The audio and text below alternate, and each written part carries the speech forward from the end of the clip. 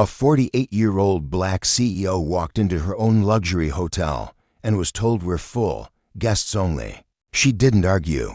She made one phone call and everything changed. She didn't want anything Fontino welcome party, no red carpet, just a key, a warm bed, and a night to reset before a board meeting she hadn't planned on attending in person. But when Elizabeth Morgan stepped through the revolving glass doors of the Westwood Grand Hotel in Des Moines, Iowa, nothing went as expected. She walked in with the kind of quiet confidence that didn't need attention. Her soft loafers didn't click, her tailored slacks weren't flashy, and her blousey, a dusty blue silk, was clean, but plain. A canvas duffel hung off her shoulder. No assistant, no entourage. She looked like any guest, or maybe someone trying to be one. Behind the front desk, a young receptionist was chewing on the end of her pen, her acrylic nails tapping against the keyboard. She glanced up and offered a routine smile, the kind reserved for people you're about to turn away. Checking in, Elizabeth smiled, polite as ever. Yes, under Morgan, Elizabeth. The girl's fingers moved across the keys, then stopped. She blinked, lips tightening. HMM, I don't see any reservation under that name. That's all right. There's a suite always held open for me. Ma'am, we're actually at full capacity tonight. The girl's tone shifted slightly. You'd need to have a confirmed booking to stay here. For guests only. Elizabeth's smile didn't drop, but the weight in the room shifted. She looked past the girl to the gold plaque behind her. Westwood Grand, a Morgan property. Her name wasn't just on a reservation, it was on the building. I am a guest, she said quietly, and more than that, I own this hotel. The girl blinked again. For a second, she looked stunned, like Elizabeth had just told her she was the Queen of England. Then her lips curled into a skeptical smirk. You own the Westwood? Elizabeth nodded, calm. The girl leaned toward the desk phone. I'm going to have to call the manager. Go ahead. Across the lobby, a couple in golf polos looked over. A man sitting near the fireplace tilted his head. Elizabeth could feel it shift, that familiar weight. The look of someone must be lying. And we think we know who it is.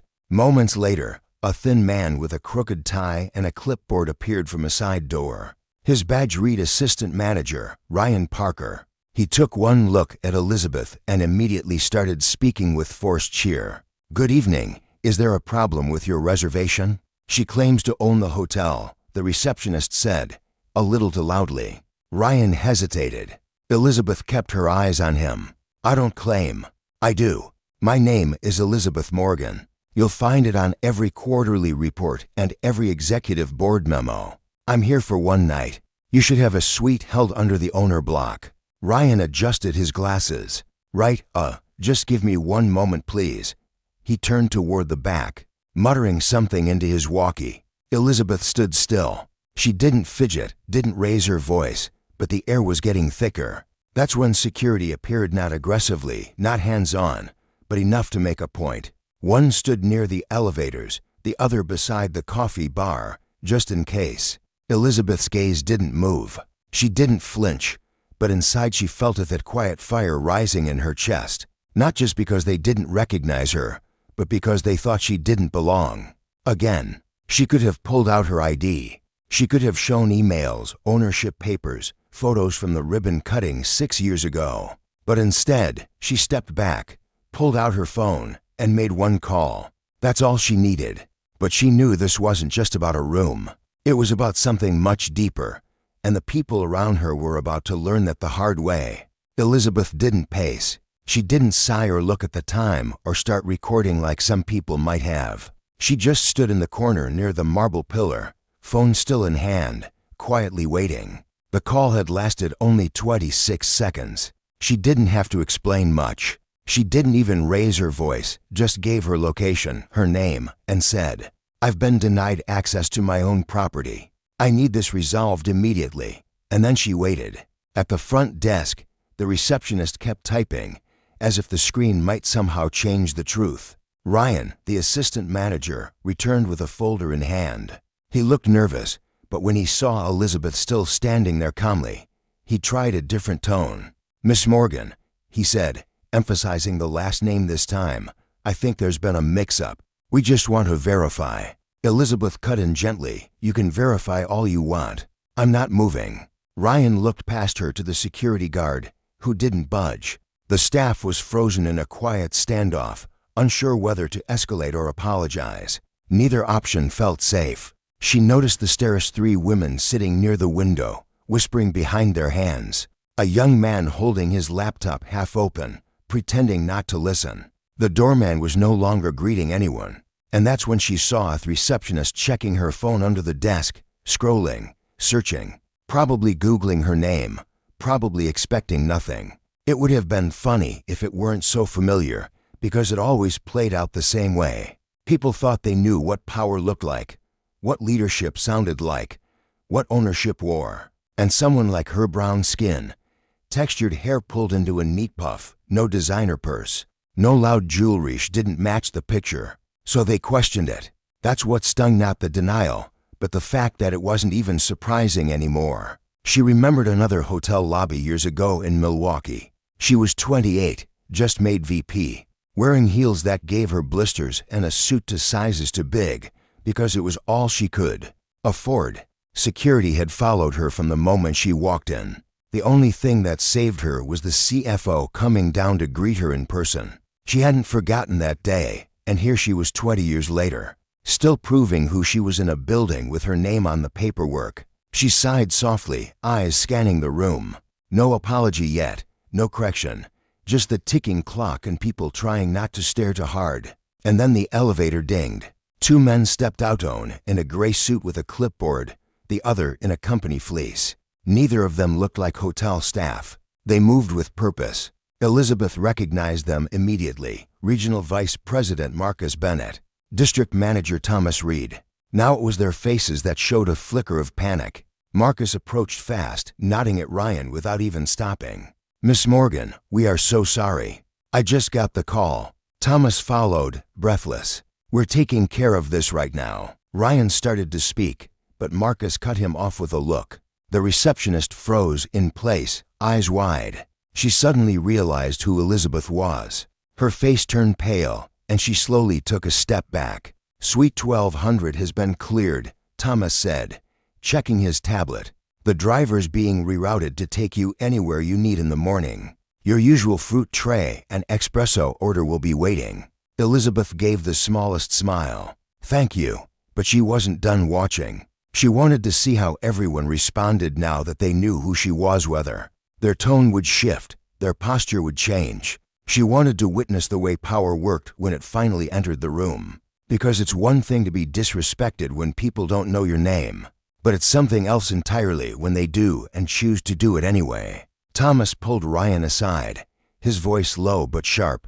Marcus was already on the phone, speaking in clipped phrases about HR protocol and service misconduct.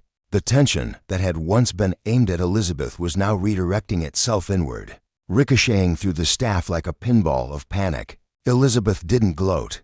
She didn't fold her arms or raise her chin in victory. She simply walked back to the front desk, slow, quiet steps, and placed her phone on the counter. "I'll take the 12th floor suite," she said, her voice even. "Same setup. Please send someone up to confirm it's clean." The receptionist opened her mouth but couldn't find the words. Elizabeth didn't wait for her to try. She turned to Marcus. "Have I been checked in?" "Just finished," Marcus replied, flipping his clipboard. "You'll have to key cards and an incident report by the time you're in the elevator." "Good. And the rest?" He nodded. "We've issued a site-wide notification. Corporate audit team is on standby. All current staff will be required to go through recertification on guest protocol, and disciplinary actions will begin tonight." Elizabeth glanced over at the receptionist, who was now nervously biting the inside of her cheek. Her acrylic nails tapped against the desk, but the rhythm had changed, no longer careless, now anxious. "You'll speak to her," Elizabeth said plainly. Marcus cleared his throat. "Yes, ma'am. Privately, with HR present." Thomas looked ready to say more, but Elizabeth raised one hand. "I'll speak to her too. Not now, after I've rested." She took the key cards, nodded once, and walked toward the elevator. Heads turned, some guests whispered, others watched in silence, but no one spoke to her directly. The elevator doors opened. As they closed behind her, Elizabeth could still see Ryan standing stiff near the front desk, visibly sweating. On the 12th floor, her suite smelled faintly of lemon and eucalyptus. The fruit tray was there, espresso pods neatly stacked beside the machine. A handwritten card with her initials waited on the table, though it had clearly been rushed. She walked through the room slowly, almost like she was inspecting it not just for cleanliness, but for attitude, for intention, for proof that somewhere, someone still cared about the experience she once built with her bare hands. Because this hotel wasn't just a business, it was her story. She remembered being 33, pitching to a bank in Minnesota that didn't believe she could pull it off. They barely listened, offered brutal loan terms, and practically dared her to succeed. She did. And now, nearly 2 decades later, standing in one of her signature penthouse suites, she was still having to prove it.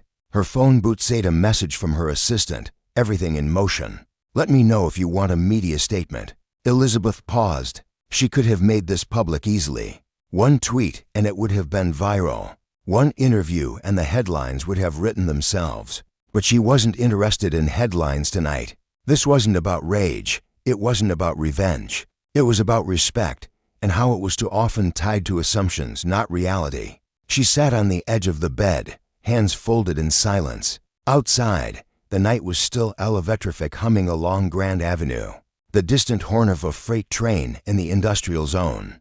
But in the suite, it was still heavy. Then a knock at the door. Room service. The young man brought in a fresh espresso, a note of apology from the kitchen manager, and an offer to send a massage therapist on the house. Elizabeth thanked him softly, then closed the door behind him. She sat back down, took a slow sip of the espresso, then looked toward the window at the faint lights flickering across the city. She could feel a shift beginning, not just in this hotel, but in herself. Something was going to change. At exactly 6:30 a.m., Elizabeth Morgan descended the elevator, this time not as a guest but as the CEO. Her suit was crisp, deep charcoal with a clean ivory blouse, heels that echoed with every step, and a quiet focus in her eyes that no one dared interrupt. The lobby, just beginning to stir with early checkouts and coffee runs, shifted when she appeared. Staff turned, conversations paused, even the barista behind the corner kiosk stopped mid-pour. Marcus and Thomas were already waiting near the fireplace. With 3 folders and 2 cups of coffee neither of them had touched. They looked like men who hadn't slept and probably hadn't. Elizabeth nodded slightly and headed straight for the small executive conference room. Just past the concierge desk, Marcus followed. Thomas fell in step behind. Inside the room, seated stiffly, were the assistant manager Ryan, the receptionist, her name tag read Olivia Torres, and a woman from HR who introduced herself only as Jana from corporate. Her notepad was already open. Elizabeth didn't sit. She remained standing at the head of the table, arms folded. No one spoke at first. The silence was dense. Then Elizabeth asked quietly, "Would someone like to explain what happened last night from your perspective?" Olivia looked down immediately. Ryan cleared his throat but couldn't find a single word. Elizabeth waited. Finally, Olivia mumbled, "I just didn't think she was. I didn't expect." "You didn't expect someone like me to own the building," Elizabeth finished for her, calm, controlled. Olivia nodded, barely. "Was I rude to you?" Elizabeth asked. Olivia shook her head. "No, ma'am." "Did I raise my voice?" "No." "Did I threaten anyone?" Olivia's voice was barely a whisper now. "No." Elizabeth took a slow breath and turned slightly toward Jana. "I don't need this to be a firing squad," she said, "but I do need accountability." Jana nodded. "Understood." Thomas chimed in. "We're prepared to issue a formal write-up and remove her from front desk rotation until recertification is complete. Ryan will be placed on administrative review pending further interviews." Elizabeth nodded once, then finally sat down. She turned toward Olivia again. "How long have you worked here?" "For months." "And in that time, how often have you thought about who built this hotel, where it came from?" Olivia hesitated. I guess I just assumed it was some corporation, a group of investors or something." Elizabeth let the moment hang. "Do you know how many properties I've built across this country?" Olivia shook her head. 17. From Baltimore to Phoenix. Every one of them designed with intention, luxury made accessible, service made human. I built this brand because I was tired of being treated like a shadow. So tell me why, when I walk into my own lobby, I'm still invisible to the people working under my name? The question wasn't angry, it was tired, honest, heavy. Olivia looked like she wanted to melt into her chair. Ryan stared straight ahead, face red. Thomas spoke again. We've already drafted a memo that will go out to every Morgan property today. Mandatory staff-wide inclusivity training. A reset. No exceptions. Elizabeth looked at him. Make sure it's not just another box to check. I don't want people memorizing scripts. I want them understanding what respect looks like when you think no one's watching. Marcus finally spoke. We'll make it real. She stood again. The meeting was over. As she walked out of the conference room, the lobby seemed to straighten itself. Staff scrambled, some nodding nervously, but she didn't acknowledge them. Not yet. She wasn't interested in performance. She was looking for change. But before she left the hotel, there was still one more conversation she needed to have. And it had nothing to do with policy. Elizabeth waited until the morning rush had thinned out. She gave it time, not for dramatic effect, but so no one could hide behind distraction. No ringing phones, no fake smiles for guests walking in. Just stillness and truth. She spotted Olivia Torres in the staff lounge behind the coffee bar, seated alone at a narrow table with a half-eaten blueberry muffin in front of her. Her phone was face down. She looked like she hadn't slept either. Elizabeth didn't send someone to call her. She walked in herself. Olivia sat up fast, nearly knocking over her drink. Relax, Elizabeth said, pulling out the chair across from her. I just want to talk. Olivia swallowed hard. Yes, ma'am. Drop the mum, Elizabeth replied gently. This isn't a hearing. Olivia nodded, eyes down. They sat for a moment in silence, the hum of the fridge and the low buzz of overhead lights filling the space between them. Then Elizabeth spoke. Have you ever worked in a place where you felt small? Olivia blinked, looked up. Yeah, most of the time. Tell me. Olivia hesitated, but then shrugged. I worked at a diner out by I-80 for a year. Wore a paper hat, got yelled at by cooks every shift. Some customers never tipped. Some called me kid even though I was 27. I felt invisible most days. Elizabeth leaned back. So you know what it feels like to be ignored? Olivia nodded. Yes. Then help me understand, Elizabeth said, her tone never rising. How you looked me in the eye last night and decided I didn't belong here. The silence that followed wasn't empty. It was full of guilt, of realization, of something finally settling into place. Olivia's voice was rough. I don't know. I didn't mean to. When you walked in, I thought you were maybe lost or waiting on someone else. You didn't look like she stopped herself. Didn't look like what? Olivia shook her head. Like the kind of person who owns hotels. Elizabeth didn't flinch. And what does that kind of person look like? Olivia didn't answer. That's the real problem, Elizabeth said. People have a picture in their head. Clean cut, probably male, probably older, definitely not me. That picture doesn't just live in your head. It affects decisions. It shapes behavior. I'm sorry, Olivia said quietly. Really? I know that's not enough, but I am. Elizabeth nodded slowly. It's a start, but I'm not here for an apology. I came here because I wanted you to see Menet just as your boss, not as a cautionary to Lee as a person. Olivia looked confused. I was you once, Elizabeth continued. I started as a receptionist. Got mistaken for a janitor more times than I can count. Had people call me sweetheart and honey like I wasn't the one keeping the place running. Every time, I had to decide whether to fight or let it go. And when I finally got into the boardroom, I told myself I'd build places where people like you could grow. Olivia's eyes were wide. You really started as a receptionist? Elizabeth smiled. In St. Paul, my first boss told me I talked too educated to be on phones and moved me to night audit. That was the beginning. Olivia almost laughed. That's unreal. It shouldn't be, Elizabeth said. It should be normal. She stood up. I don't need you to be perfect, but I do need you to be aware. Every guest who walks through that door, old, young, dressed up or not, deserves dignity. Start there, and you'll never have to recover from moments like last night again. Olivia stood too. Thank you for talking to me. I mean that. Elizabeth nodded once and left her standing there. But as she walked back through the lounge door, something in her felt lighter, because the message had finally landed where it needed to. By mid-morning, the rhythm of the Westwood Grand had returned, at least on the surface.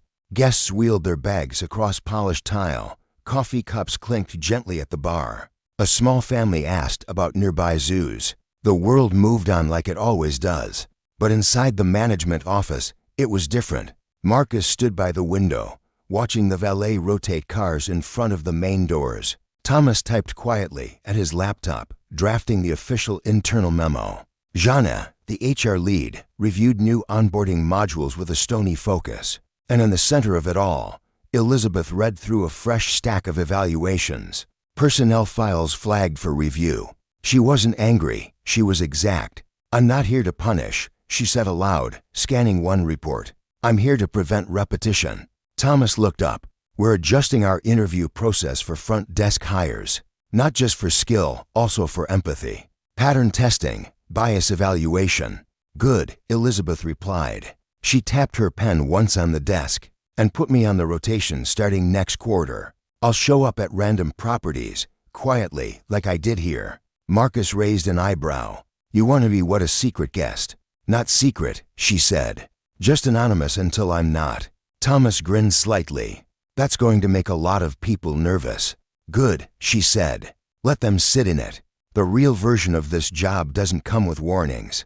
She stood, slipping the papers into a folder. "Have the new training go live by next Friday. Include story modules. I want staff reading actual experiences from guests, not fake scripts. I want real words, human ones." Marcus nodded. "Consider it done." Elizabeth left the office, walking back into the lobby. She stopped near the reception desk, where a new agent had taken over. He smiled immediately, respectfully, like someone who understood she wasn't just another suit walking by. She returned the nod, then looked around. Everything seemed still on the outside, but she could feel its small cracks forming in old habits. And that's how real change begins, not with a press release. Not with a public apology with quiet corrections repeated until they stick. She made her way to the elevator, headed back upstairs to grab her things. Her flight wasn't until late afternoon. There was time. When the doors opened on the 12th floor, she stepped out, heels soft against the carpet. The hallway smelled faintly of fresh linens and lemon. The suite door stood ajar. Housekeeping must have just finished. Inside, her bag was packed neatly, zipped. Her laptop rested on the desk, charger wrapped. Everything was in order except one thing, a note folded, sitting on the nightstand. She opened it. "Miss Morgan, thank you for your grace. I'll be better.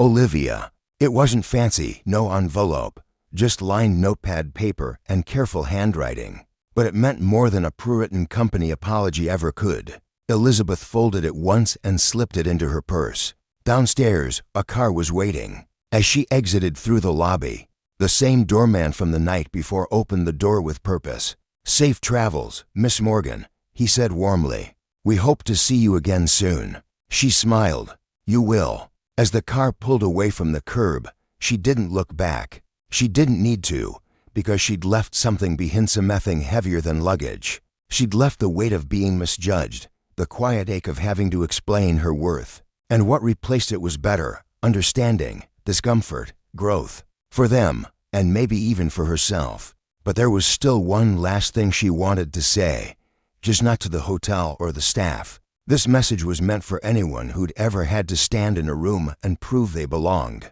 The ride to the airport was quiet. No small talk from the driver, no music playing from the radio. Just the software of tires on pavement and the occasional blink of a turn signal.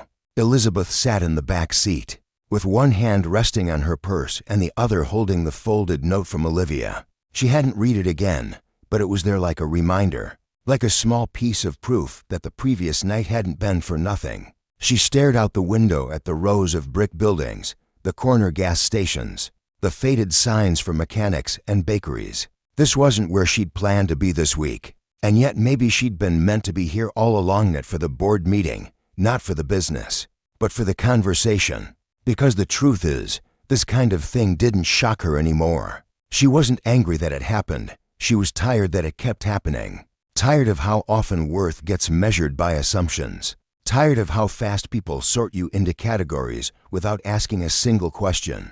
Tired of being made to explain things she should never have to say aloud. Yes, this is mine. Yes, I built it. Yes, I deserve to be here. And yet she wasn't bitter. That's the part people don't understand. Elizabeth didn't carry bitterness, she carried memory. And memory could be powerful if you used it right. As the airport signs came into view, she thought about her younger self again, that girl working night shifts in cheap flats and stiff uniforms. No makeup, no recognition, just drive. Just the belief that someday she'd build something no one could take from her. She had done that. But buildings weren't enough, because even with 17 properties and a team of executives reporting to her, people still looked at her and saw something else, something less. So what do you do when the world refuses to see you? You make sure you see yourself clearly, without apology. And then you walk in anyway. You hold your ground. You speak plainly. You don't beg for permission. You act like the door was always yours. Elizabeth stepped out of the car, grabbed her bag, and nodded at the driver. No more words needed. Inside the terminal, people hurried around her with their coffee cups and roller bags. PA announcements echoed through the ceiling speakers. She moved quietly, almost invisible again in the rush of strangers. But in her chest, something settled. She had taken a moment of humiliation and turned it into a mirror for everyone in that hotel to finally see themselves. And mirrors don't lie, they show you who you really are. She hoped Olivia would grow from it. She hoped Ryan would learn. She hoped Thomas and Marcus would follow through on every promise made in that office. But if they didn't, she'd still be standing. She always had been. Because dignity wasn't something anyone gave her, it was something she never gave up. And for anyone watching, anyone listening who'd ever been dismissed, doubted, or spoken to like they didn't matter, Elizabeth had one final thing to say. You don't have to shout to be heard. You just have to know who you are and walk like it, every single time. Let them be uncomfortable. Let them learn. Let them wonder how they missed it. And when they finally see you, make sure they never forget.